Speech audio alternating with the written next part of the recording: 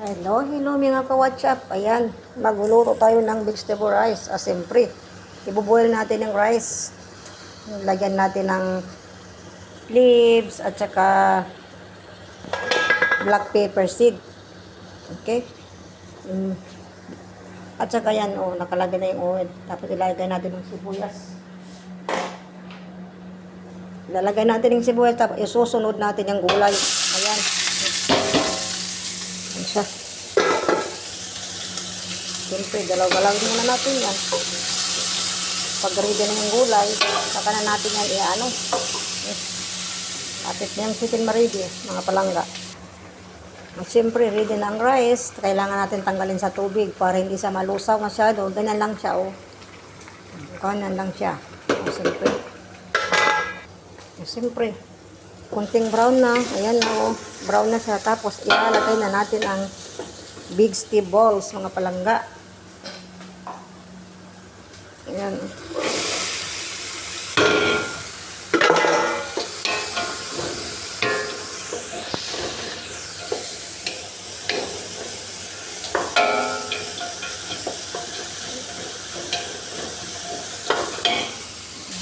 At siyempre, lalagyan natin ng black pepper.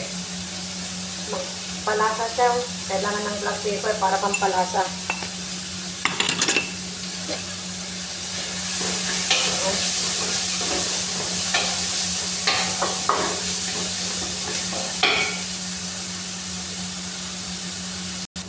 At siyempre, ilalagay na natin ang carrots, palangga. Ayan, bago siya luto, ilagay ang carrots kasi madali lang maluto ang carrots.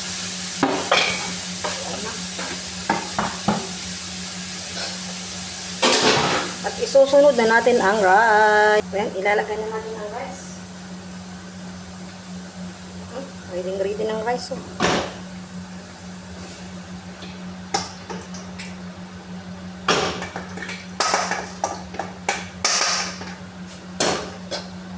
Kasi siyempre, imimikos-mikos na natin.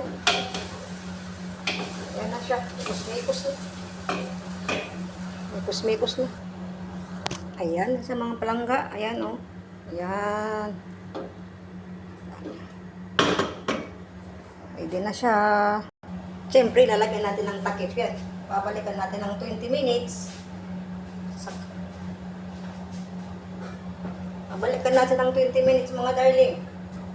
Ayan na siya. Ready na yan na 20 minutes, okay? Pupuntahan natin yung manok natin. Titingnan natin kung ready na. Ayan na, ready na. Ayan. Ready na siya. Tingnan mo, so yummy.